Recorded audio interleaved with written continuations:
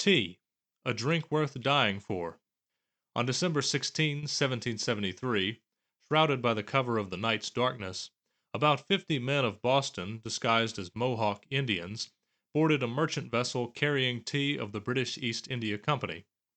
Throwing the tea overboard, they turned Boston harbor into a teapot, one which would soon be very tempestuous and ultimately lead to American independence. Tea was big business, both in England and America. In the 1770s, the mother country was consuming 13 million pounds of tea annually. Estimates vary, but Americans probably consumed about 1 to 2 million pounds a year. Seeing such a reliable source of revenue, the British government had, since the early part of the century, been laying duties upon its importation into, and sale within, Britain. The British East India Company held a monopoly on the tea trade, and by law was prevented from directly shipping tea to the colonies. It first had to import tea to England, where it was subject to a 25% duty. On top of this was added an inland duty, bringing the tax rate to about 100% ad valorem. The company's imported tea was auctioned off to resellers at the London tea auction. A candle, 1 inch in length, would be lit, and the bids would be made so long as it burned. Upon extinguishing, the last bidder would obtain the lot, and it was he who was responsible for distributing it in England, or shipping the tea to the colonies. Unsurprisingly, such exorbitant taxation led to widespread smuggling of tea from the continent, much of it from Holland, which did not tax its tea imports. One historian has estimated that slightly over half of the tea consumed in England was smuggled from continental sources. This ratio was even greater in the colonies, where smuggled tea may have accounted for anywhere from 75 to 90% of all tea consumed. In 1773, the East India Company was in dire financial straits. First, the company's shareholders had twice voted to increase its dividends, up to 12.5%. Second, the rumors of a possible French attack on India in 1769 had sent stock prices tumbling. And last of all, a severe famine in Bengal, which the company then ruled, had drastically reduced the revenues it was able to extract therefrom. The company was in debt to the government for about 1.5 million pounds sterling, and ideas for how to bail it out were thrown back and forth between the company and Parliament. A minor shareholder, Robert Harries by name, a figure otherwise unknown to history, put forward the suggestion that the company might sell its surplus tea stockpiles on the European continent. The East India Company had 18 million pounds of surplus tea just sitting around. If the company were able to sell this at lower than market price, with the ordinary customs duties removed, it would net nearly 1.5 million pounds sterling, just about the same amount of debt that the company owed the government. Notably, Harries did not mention selling the tea in America. But when the directors of the East India Company inquired further into the practicality of the scheme, they abandoned the European market and looked westward to America. A petition containing the plan was submitted to Parliament on March 2, 1773. In late April, Prime Minister Lord North introduced the measure on the floor of the Commons. There was little debate in the House over the bill, though one member, William Dowdeswell, would make a prescient observation. When he took the floor, Dowdeswell asserted that the tea would not be sold in America unless the tax on it, established by the Revenue Act of 1767, were repealed. Quote, "I tell the noble lord now, if he don't take off the duty, they won't take the tea." End quote. To this, Lord North demurred, and other MPs stood up to support Dowdeswell's position. This did nothing to sway North's opinion, and he stated, quote, "Unless I find it absolutely necessary to take off the duty, I shall be very unwilling to touch that string." End quote. Accordingly, the tea tax remained in place, and the bill was passed without a division, and received little note from contemporary observers. Plans were then made for the export of the tea to America. 2,000 chests of tea, totaling about 600,000 pounds, were made ready for shipment by September. When news of the plan reached the colonies, the reaction was swift and widespread. Direct sale of the tea by the East India Company would sidestep the local merchants. This, coupled with its low price, threatened to put the East India Company in a position to corner the whole tea market. Mostly, though, the principal opposition was due to its appearance as a backdoor scheme for making them submit to the Townshend duty on tea, part of the broader objection to taxation without representation. In New York and Philadelphia, the consignment officials were pressured into resigning their positions. However, Boston, a city by this point known for its willingness to use violence, would be the scene of the most spectacular display of resistance yet. On the 28th of November, the cargo ship Dartmouth arrived in Boston harbor carrying 114 chests of tea. Bostonians resolved that the tea would not be offloaded. It would have to go back to England. The tea merchants were in a bind. By law, the tea could not be re-imported to Britain, as it would be confiscated. Additionally, goods subject to import duties in the colonies would be confiscated by customs officials upon 20 days of non-payment. In Dartmouth's case, the 17th of December. Two more ships would arrive sometime later. Under mounting pressure from the townspeople, Francis Roch, son of the owner of Dartmouth, requested that the ship be given permission to depart the port, and was turned down by the customs collector by reason of non-payment. On December 16th, one day before the deadline to offload the tea, Roch was again pressured by the people to ask of Governor Thomas Hutchinson for permission to leave. The people of Boston had harassed Hutchinson for years. During the Stamp Act riots in 1765, the mob had nearly torn his house down to its foundations, and the Massachusetts General Court had recently voted that he be removed from office. At this point, he was probably in no mood to placate the perennially troublesome Bostonians, and so refused Roch's request. When Roch returned to the Old South Meeting House, where was gathered a large body of angry citizens, the news of the governor's refusal meant that all hell broke loose. Here I quote at length the historian Benjamin Labaree's account of the scene. Quote, Sam Adams rose to speak. This meeting can do nothing more to save the country. As if at a signal, a war whoop sounded at the door, and was answered by another from the balcony. Boston Harbor a teapot tonight! Hurrah for Griffin's Wharf! The gathering broke up, and the people streamed out into the night, shouting and whooping as they wound their way through the streets toward the waterfront. There they were met by small bands of men and boys who had come from other parts of the town, all converging on Griffin's Wharf. Out of the milling crowd, 50 more men, a number of them disguised as Indians, made for the 3 tea vessels moored alongside and climbed aboard. While some pried off the hatch covers, others prepared block and tackle. Then the tea chests were hoisted out of the hold, broken open with axes, and their contents dumped over the rail into the dock. The ebbing tide carried much of the tea out into the harbor, but the remainder piled high alongside the vessels had to be pushed away to make room for more. In the space of just 3 hours, 340 chests of tea, worth about 10,000 pounds sterling, were destroyed. When news reached Britain, even those inclined to support the colonies did not think the Tea Party justifiable. Those not so favorable to the colonies responded with ferocity. Prime Minister Lord North said, quote, We are not entering into a dispute between internal and external taxes, not between taxes laid for the purpose of revenues and taxes laid for the regulation of trade, not between representation and taxation, or legislation and taxation, but we are now to dispute whether we have, or have not, any authority in that country. The cabinet decided that the port of Boston should be closed, and the city be made to pay damages to the East India Company. Accordingly, on March 18th, Lord North proposed the Boston Port Bill to Parliament. All ocean-going vessels were banned from entry, and only smaller vessels which plied the littoral, carrying food and fuel, would be allowed in, and these under strict supervision. Each of its 3 readings passed through the Commons with blazing speed, and 7 days later would pass the House of Lords. Another, and perhaps more serious bill, was the Massachusetts Government Act. The government in Massachusetts had long been too eager to assert its local autonomy, and the government in London wanted to rein that in. In an unprecedented move, Parliament modified the 1691 Royal Charter. The Governor's Council would no longer be chosen by the popularly elected legislature. They would be royal appointees. So, too, civil officials could now be appointed and removed at the leisure of the royal governor, and towns would no longer be able to hold meetings without the approval of the governor.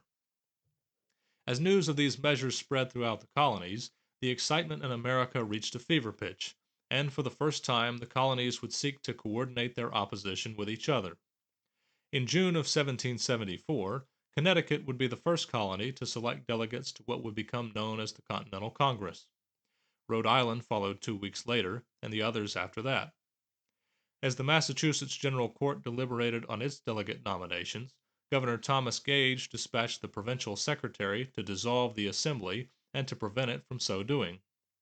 On the orders of Sam Adams, the doors to the assembly were barred, and the secretary was forced to read the proclamation to the crowd gathered outside. However, the deed had been done, and Massachusetts would send its own delegates to the Congress. The First Continental Congress would meet at Carpenter's Hall in Philadelphia from September 5 to October 26.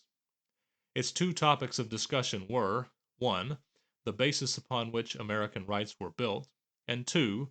The means by which they could be secured. Richard Henry Lee of Virginia held them to be founded on, quote, a fourfold foundation, on nature, on the British Constitution, on charters, and on immemorial usage, end quote. After a day of discussion, the first of these three were adopted by the committee. The bulk of their time through September and October was spent dwelling on the more practical matter of how to resist the intolerable acts lately passed by Parliament. This took the form of agreement to cease all import of all goods from, and export of goods to, Great Britain, to begin on December the 1st. The First Continental Congress would finish its deliberations by drafting a petition for redress of grievances to George III. 4 days before the Congress began, a false alarm had been sounded in, of all places, Massachusetts, and led to a practice run of the events of Lexington and Concord the following April. General Thomas Gage, the royal governor, was newly arrived in the colony, having replaced the wearied Thomas Hutchinson in May. Given that the situation in Massachusetts was a powder keg, Gage felt that the maintenance of peace required that, quite literally, the powder in the keg needed to be under his direct supervision. Stores of powder were dispersed throughout the province, as the towns had withdrawn their powder supplies from the provincial storehouse in Charlestown. Fearing that the remaining powder would be stolen by the patriots, Gage organized an expedition to seize it and bring it to Boston. Strictly speaking, Gage had the authority as governor to remove the powder, but he knew that doing so would arouse the indignation of the people. Accordingly, the operation was to be conducted in secret.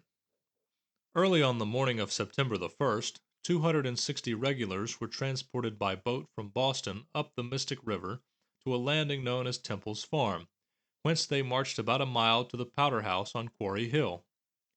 The sheriff gave them the keys to the building, and they quickly loaded up 250 half barrels of powder in the boats. Returning to Boston, the powder was offloaded at Castle William, and the men had returned to their barracks by noon. The operation had been carried out flawlessly, with not a single mishap at any step. There was just one problem. The rumor mill started, and fake news began to spread throughout the countryside. Wild claims that the war had started, that 6 people had been killed, and that the city of Boston was enduring a cannonade from Royal Navy vessels made the rounds. If things had gone a little differently, the American Revolution might have started on September 1, 1774. As the news diffused throughout the land, patriots grabbed their weapons and started for the scene of the action. Historian David Hackett Fischer records, quote, all that day church bells tolled in the towns. At dusk, great fire beacons that had warned of war against the French were set alight, burning brightly across the open countryside. As far away as Connecticut, the militia began to march toward Boston. Ezra Stiles, a Congregationalist clergyman with a passion for statistics, estimated that perhaps more than 1/3 the effective men in all New England took arms and were on actual march for Boston. End quote. As these bodies of men received word that the alarm was false, they retired to their homes. General Gage was stunned at the scale of the patriot response, and knew that the paltry sum of troops at his disposal were not enough to enforce British rule over Massachusetts. He began to fortify Boston, and wrote home for reinforcements. Quote, "If you think 10,000 men sufficient, send 20. If 1,000,000 is thought enough, send 2. You save both blood and treasure in the end." End quote. The British Army at the time was only made up of 12,000 men, and Gage's dire supplications were answered with a measly 400 Marines. Meanwhile, the Patriots vowed never to be surprised by British action again. On September 21, 3 weeks after the powder alarm, a convention in Worcester County voted to establish the now legendary minute companies. The motion adopted said, quote, "It be recommended that the officers in each town of the country to enlist 1/3 of the men of their respective towns, between 16 and 60 years of age, to be ready to act at a minute's warning." End quote. Similar plans were adopted throughout the other counties, and a province-wide organization was soon to crop up. The Massachusetts General Court had been dissolved by order of the governor since June, and so the towns throughout the province decided to reestablish it themselves. This extra-legal body was known as the First Provincial Congress, and in late October established a new militia organization to include the election of new battalion and regiment commanders and staffs, and to enlist 1/4 of the men into minute companies. Militia organization wasn't the only thing that improved. The militia had previously been an object of derision, its training days leaning more towards social gatherings than preparation for war. Now the men began to drill with greater regularity and gravity, and veterans of the 7 Years' War made their way into important command positions. In Lincoln, the town voted that the Minutemen were to be provided with, quote, 1 bayonet, belt, cartridge box, steel rammer, gun stock, and knapsack, end quote. They were also to attend military exercises 4 hours a day, twice a week. To obtain more serious firepower, the provincials were not above, shall we say, tactical acquisition. 1 week after the powder alarm, the Patriots were on high alert for any British activity. Their suspicions were aroused when an officer was spotted surveying the works at the Charlestown Battery. General Gage had received intelligence that the provincials planned to steal the guns and ammunition emplaced at the battery, and the officer had been dispatched to investigate, while a regiment was being prepared to march and seize the guns. Gage had inadvertently precipitated the very eventuality he sought to prevent. By the time the British regulars arrived to take possession of the artillery, the Patriots had already done so, having been alarmed by the presence of the surveying officer. But these guns were placed outside of Boston. Surely the Patriots would not be so daring as to attempt a similar feat right under the noses of the Redcoats. Adjacent to Boston Common, 4 field pieces, 2 old and 2 new, were stored in 2 buildings, imaginatively named the Old Gun House and the New Gun House. On the night of September the 14th, just 1 week after the Charlestown Battery incident, members of the Boston Artillery Company would sneak into the Old Gun House and steal the guns. Furious, Gage ordered a constant guard to stand watch at both entrances of the New Gun House. The next night, the provincials waited until the changing of the guard just before dawn, and rushed inside. Within the span of a few minutes, the barrels were dismounted and carried to a nearby schoolhouse, whose firewood bin served as a temporary hiding spot. Within a few months, the guns would be smuggled out of the city and placed into the Patriot arsenal at Concord. All this time, General Gage had been scrupulous about acting within the rule of law. As time dragged on and the situation worsened, the ministry in London became impatient and ordered him to take decisive action. On April the 14th, 1775, a letter from the Earl of Dartmouth reached Gage, telling him that what had gone on in Massachusetts amounted to actual revolt, and that, quote, the king's dignity and the honor and safety of the empire require that, in such a situation, force should be repelled with force, end quote. Even before receiving the letter, Gage had been planning his next operation. This time, it must be a knockout punch. Seeking out the proper target, he settled on Concord. This was where the Provincial Congress had been meeting, and Loyalist informants living nearby had been supplying him with intelligence on the weapon and powder that the Patriots had stored in the town. The cannons that the Patriots had stolen back in September were included among them. He selected Lieutenant Colonel Francis Smith to lead the expedition and ordered him to march with utmost expedition and secrecy to Concord, where you will seize and destroy all the artillery, ammunition, provisions, tents, small arms, and all military stores whatever, but you will take care that the soldiers do not plunder the inhabitants or hurt private property. In early April, preparations began for the raid on Concord. The men of the 38th and 52nd Foot practiced marching outside of Boston, and the Navy prepared to move troops by boat across Back Bay to Cambridge. The movements were so obvious that the people of Boston knew something was afoot. Combining this with intelligence that British officers had scouted out the roads to Concord, the patriots concluded that the British were soon to move on that town. On April 8th, a local silversmith by the name of Paul Revere was dispatched to warn Concord of the impending raid by the regulars, the result of which was the dispersal of military supplies out into the surrounding countryside. The British command knew of Revere's movements, and Gage's informants told him that the supplies at Concord had been dispersed, though much still remained, including some 24-pounder cannons, and so the operation was still on.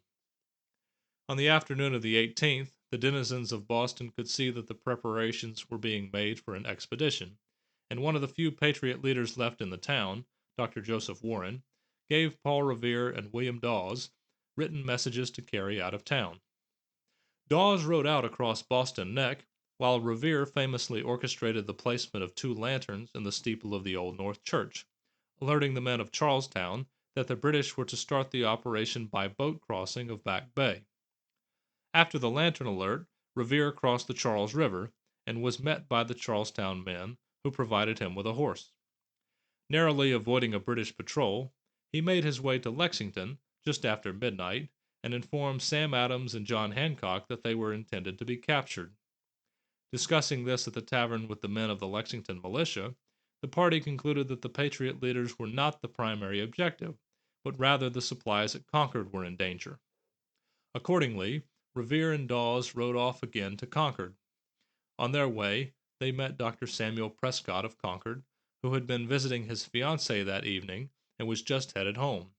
In Revere's words, Prescott was a high son of liberty, and agreed to assist himself and Dawes in spreading the alarm.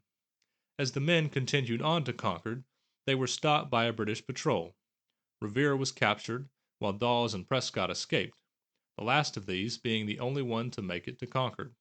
Still, the word had already gotten out, as the 3 men had been stopping by farmhouses, encouraging the locals to spread the alarm themselves. The militias would soon be turning out. Back in Boston, and beginning at 10 p.m., 800 British regulars were loaded, standing, onto 20 longboats, and rowed across Back Bay. Debarkation left the troops wet up to their knees. It would be midnight before the Navy finished bringing over the second load of troops, and 2 a.m. before beginning the march in earnest. A vanguard of about 200 men, under the command of Major John Pitcairn, had been dispatched ahead of the main column, and arrived at Lexington as the sun was rising. The redcoats were there met by 80 men of the Lexington militia, under the command of Captain John Parker, having heeded the calls of Revere and Dawes. The militia was standing on Lexington Green, a vulnerable position, especially since they were outnumbered more than 2 to 1. Parker instructed his men, "Don't molest them without they being first." Pitcairn told his men not to fire either, and instead to surround them. The British called out, "Disperse, ye rebels," and this Parker apparently attempted. He would claim a week later that he gave his men an order to disperse. As this was happening, a shot, the shot heard round the world, would ring out. The identity of the shooter, or his affiliation, has never been determined. Irrespective of who fired the first shot, the regulars immediately began firing on the militia, contrary to the orders of their commanding officer. They then charged, once again without orders. The Lexington militia had been swept off the field, sustaining 18 casualties, the British 2.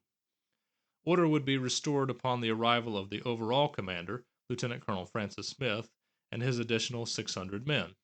Reforming by companies, they resumed the march to Concord, the ultimate objective. The 5-mile march from Lexington to Concord was uneventful.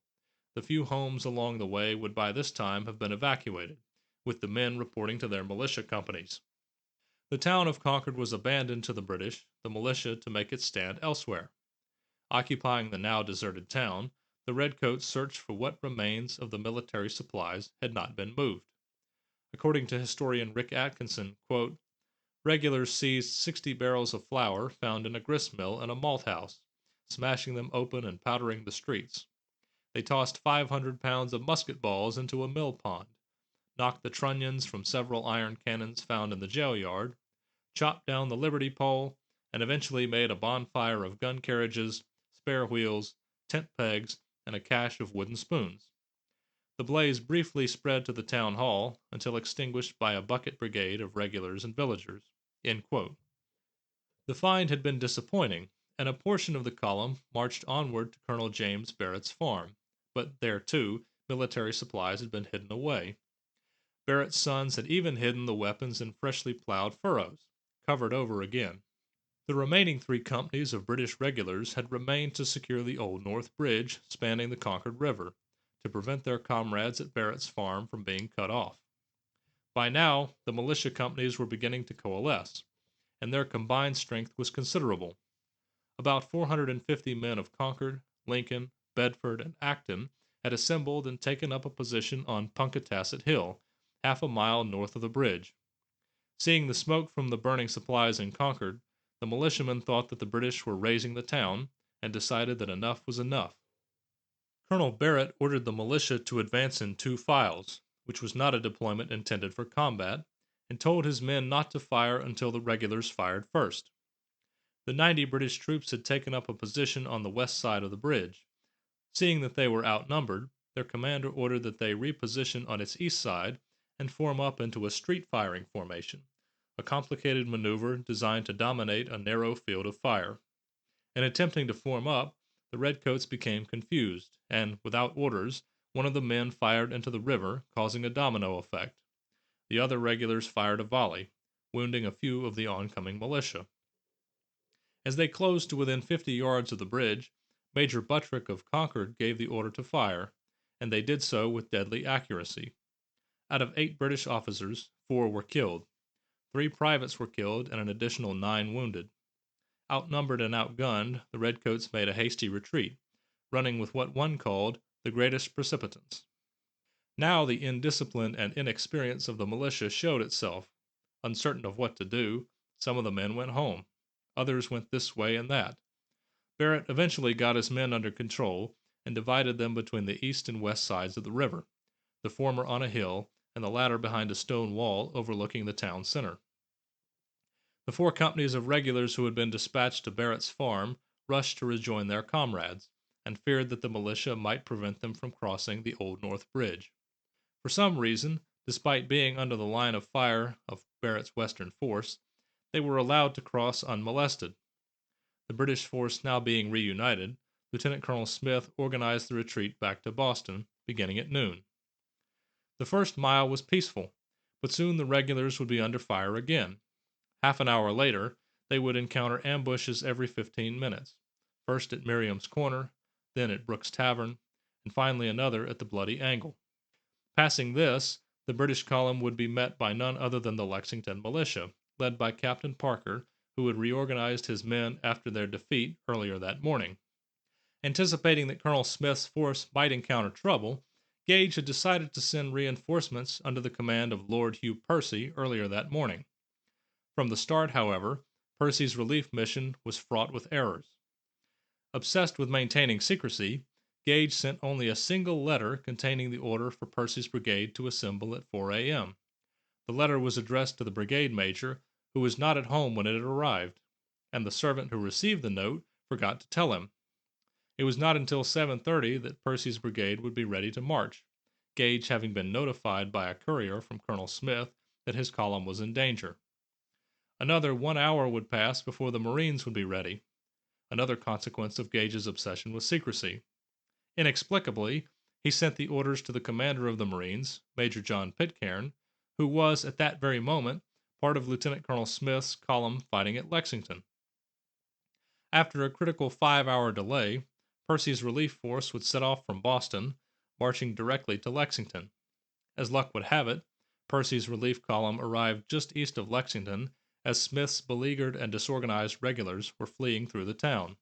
They took refuge behind these much-needed reinforcements. An uneasy peace settled, and Lord Percy was shocked that so many provincials had come out. By now, several thousand militiamen from the country round about had answered the alarm. Percy considered his options and formed a plan of march. On the return to Boston, he distributed his men into 3 columns, one on the road and 2 on the flanks, with a strong vanguard and rear guard. The flanks would protect against the Yankee skirmishers, and the marching pace would be slowed to allow the flanks to keep up with the road column. The provincials were changing their tactics too. Now under the leadership of General William Heath, a farmer and self-taught tactician, the Massachusetts men adopted the strategy for which they would become famous. Heath directed the militiamen to form a continuous ring of skirmishers, constantly following the British column, and peppering it with musketry from behind cover and concealment. This was not disorganized, every man for himself type fighting. Officers like Heath were close, directing their men throughout the engagement in a constant chase. Arriving at Menotomy, the fighting now reached a ferocity as yet unseen. The regulars went house to house. In the words of a Lieutenant Barker, quote, "We were now obliged to force almost every house in the road, for the rebels had taken possession of them and galled us exceedingly. But they suffered for their temerity, for all that were found in the houses were put to death." End quote. Enraged, and in defiance of their officers, many of the redcoats took to plundering the town. Having cleared it, both of its defenders and possessions, the columns continued beyond Menotomy towards Cambridge. More militia were arriving, and the clock was ticking for Percy's men. The one bridge spanning the Charles River, necessary to make his escape, had had its planking removed, and Percy made a decisive move. Suddenly turning his column down Kent Lane, he surprised the Americans and briefly led to a disengagement. The provincials had one last chance to stop Percy's column. Men from Salem and Marblehead, under the command of Colonel Timothy Pickering, had lately arrived and taken a position at Winter Hill, north of Percy's line of march. For an unknown reason, Pickering was reluctant to engage and allow the British to pass. Had he done so, the redcoats may never have made it back to Boston in significant numbers. The rear guard continued to fight, but the day was effectively over. At sunset, Percy's men would reach the safety of Charlestown. Total casualties for the Americans had been 50 killed, 39 wounded, and 5 missing.